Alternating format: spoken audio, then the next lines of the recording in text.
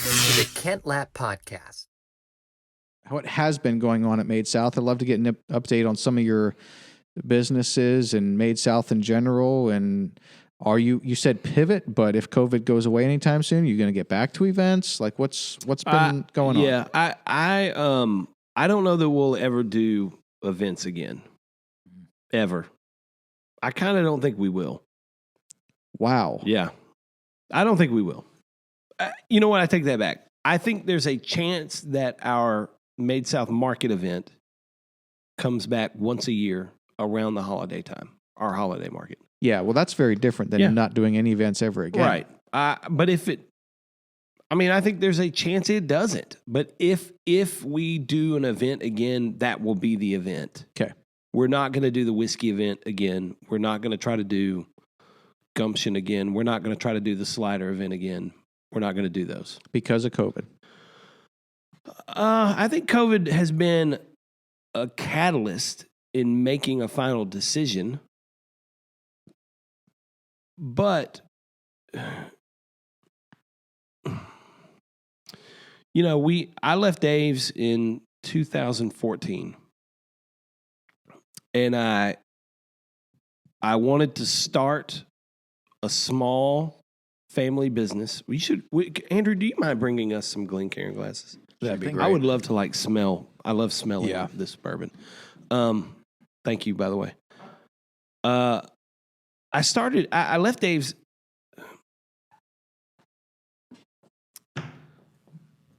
I had the greatest job in the building. I'm genuinely convinced of that. I don't think anybody else in that building before or even after had a better gig than I had. I'm convinced of it. Thank you very much. Thanks, man. And I would never have left there for just another job. I cannot imagine going to work for anybody else. I love the guy, had a great job. He was very kind to me, very generous. I left there to start this thing that would promote small businesses, promote Southern culture, give me tons of time freedom. And I look up 6 months ago, a year ago, I'm the busiest I ever have been. There were moments that I thought I might be going crazy, maybe. And I was like, why? It's not what I wanted. Why am I trying to get in the restaurant business? Why am I trying to start a food and wine festival? Why am I trying to do a podcast? And I'm doing 2 podcasts. And why am I doing all of this? And it goes back to my idol of comfort, self-sufficiency, and pride. Those are kind of the 3 big ones I deal with.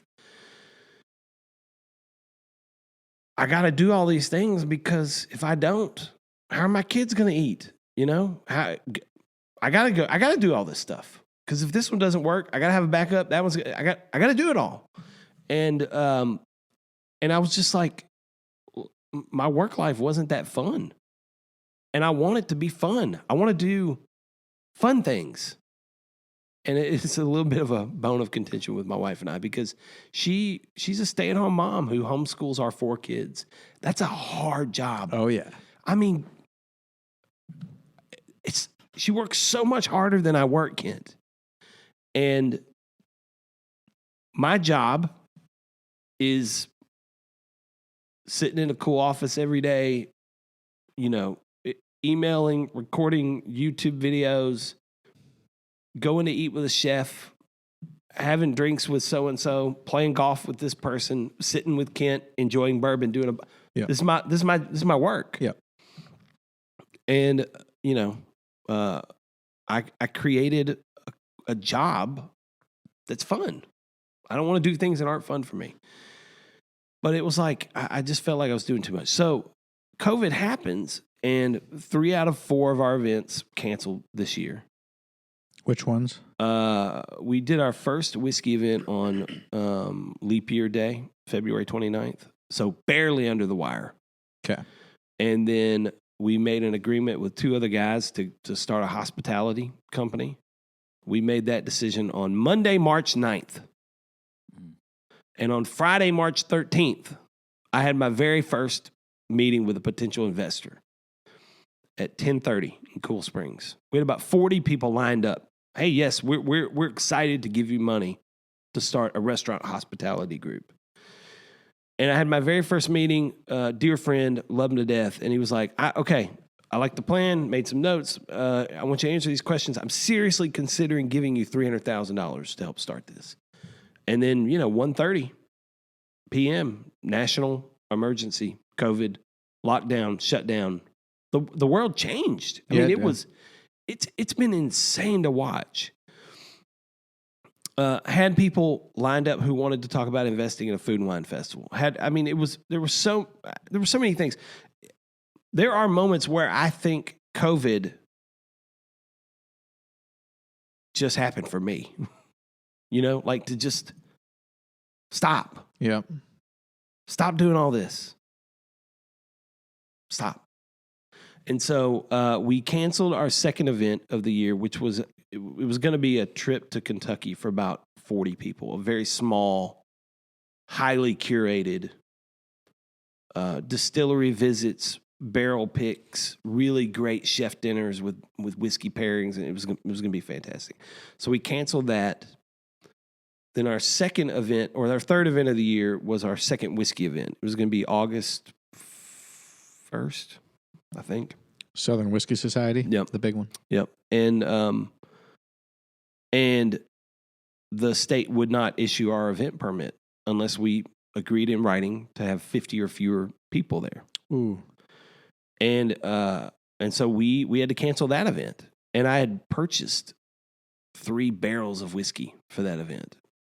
It's a lot of money.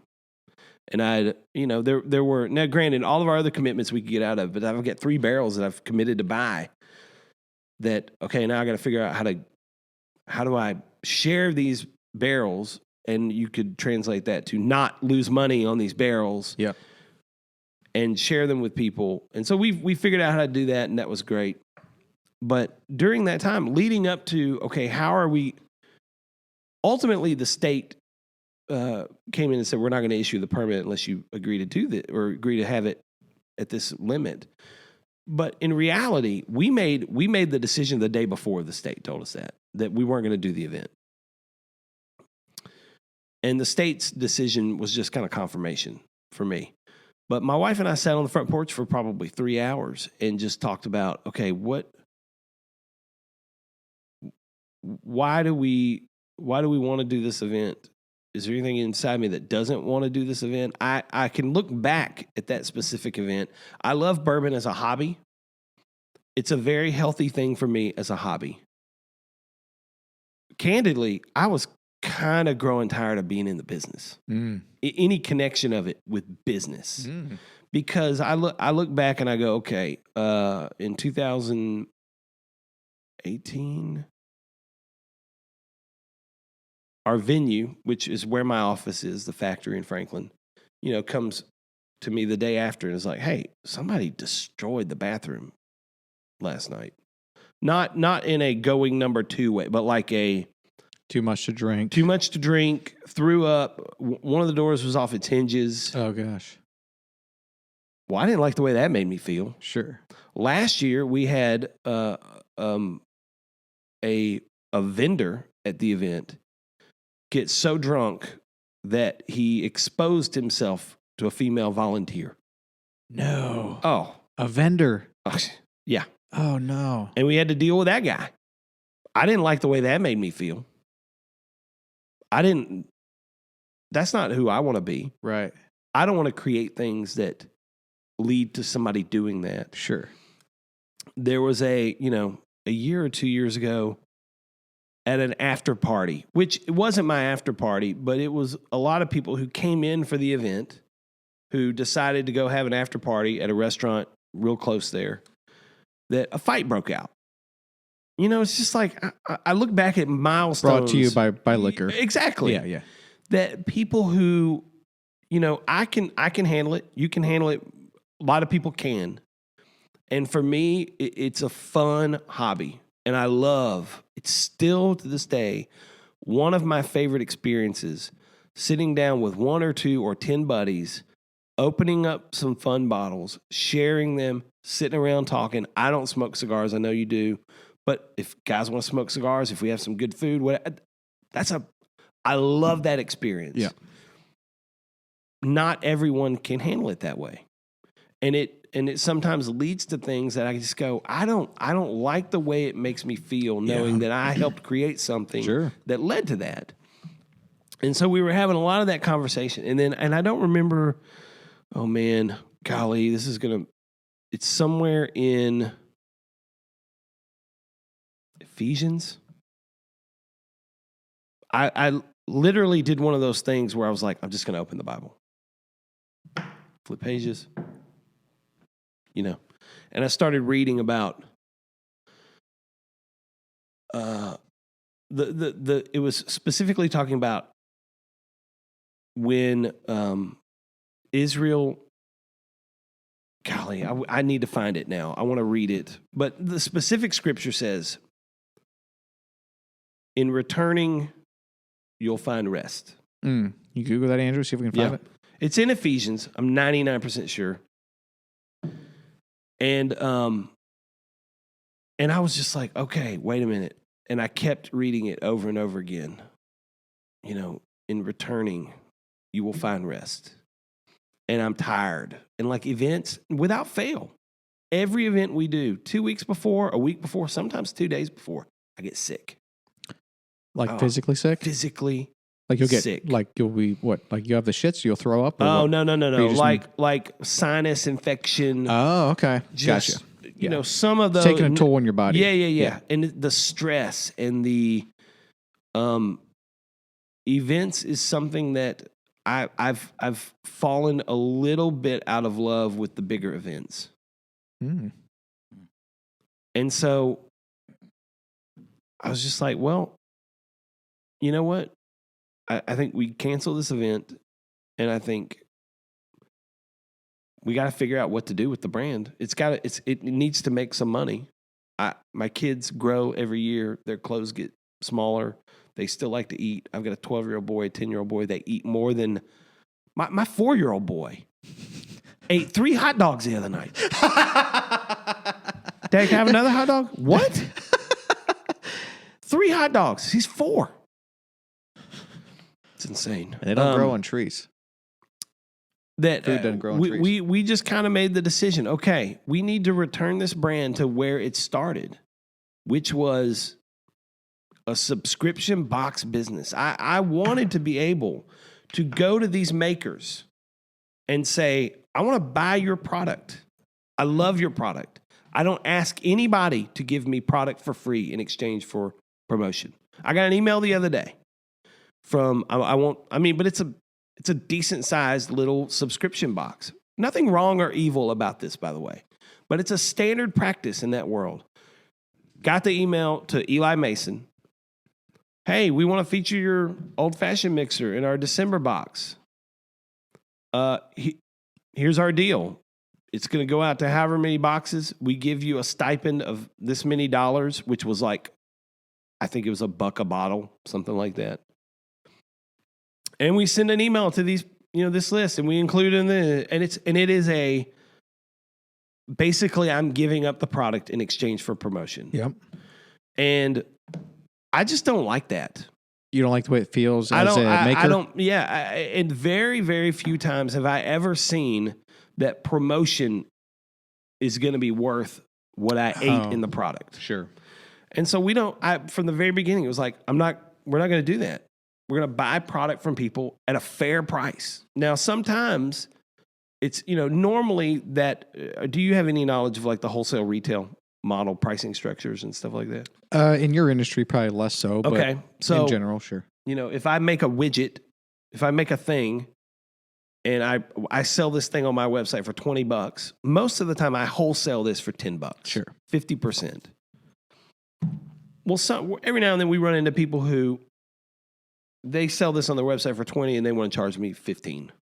And I'm very candid and honest with them. Like, hey, it just doesn't work for me. If it works for you to do $9 or $10, awesome. Yep. If it doesn't, that's cool too. We'll Yep. still be friends. But so I got to be honest with them. It's got to work for us. But I buy product from them at a fair wholesale price. I love when people say to me, this is the biggest order we've ever had. I love that. And so I buy their product. I put it in these boxes. I send it out. I tell, we design this little thing that tells you about all the people inside. Yep.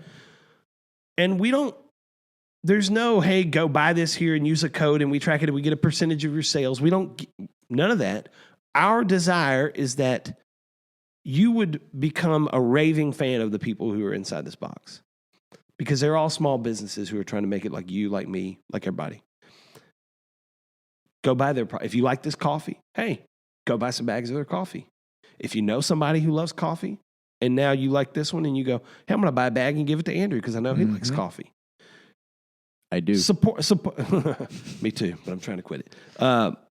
Support these people. These are small businesses. So that's been our mission from day one. And it was a little bit, it feels to me like going back to that. In the middle of COVID and all this stuff, I'm watching these other people struggle the way we are, because a lot of these businesses are dependent on that wholesale model. Mm-hmm. They have the White's Mercantiles or the whatever of the world who buy their product from them at a wholesale rate, and those people are having to close their doors. Yeah. And so they're struggling not getting those orders. And so to me, it's going back to why we started it.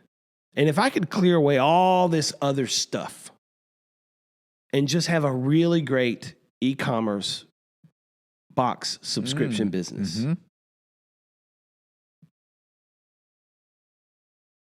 I'd be tickled with that. Yeah. And I would get some rest. So then I dialed up, my next call. It was like, okay, we made the decision to stop doing these events for the foreseeable future, and maybe never again. The whiskey event, I don't think I'll ever do again. Okay. I can't imagine wanting to go back to that, except for money. And I don't want to make decisions for money. No. Sure. Push your glass over here. Yeah, I'll pour absolutely. But if I could build this e-commerce business, that'd be great. So I called a guy who's become a good friend. His name is Josheberly. You may have actually met Josh through Woodtex. Yeah. I've Conklin Media. I've not met him, but yeah, I know who you mean. I don't even know if I should say. I don't want to divulge our secrets. But it's pronounced Eberly, by the way. Eberly? It's a Mennonite name. Jeez Louise. Come on. I don't. Okay, that's good to know, but I don't think I always just call him Josh. So I've never. Hey, Josh Eberly. That is how you pronounce Josh. So you're good there. I'm good on that one. But I called Josh and I was like, hey, I have 3 ideas for the MadeSouth brand. And Josh has been helping us sell Eli Mason for the last year and a half, almost 2 years now, by growing the e-commerce side of Eli Mason. And so I've seen that track record. I've seen what that team can do and how if they say they can sell a lot of something on the internet, I now believe that. And so I said, I've got 3 ideas for the MadeSouth brand. And which one of these do you think, knowing what you know, looking at everything, doing some research, had a call, which one of these do you think you can sell a lot of on the internet? He was like, boxes, subscriptions. I think we can sell a lot of this on the internet. And so that to me, it was where I was leaning. It's where I kind of wanted to go. But now I've got a guy who is an expert at e-commerce brands, growing e-commerce brands, who's telling me he sees an opportunity here as well. That to me, all those things lined up. Mm-hmm. And so that is the direction we're headed. Wow. But there's building of a new website. We want to offer some maybe different things in a little bit different way I'm still working on those things. So I'm trying to get all that done, but it's like every day, I'm ready to get it going. I'm ready to get it going. I don't want to, I feel like Josh and his team are ready to begin pouring gasoline on a fire. Mm-hmm. But I don't want to pour gas I got to have that fire built first. Right. So we're building that fire. That makes sense. Yeah. Wow.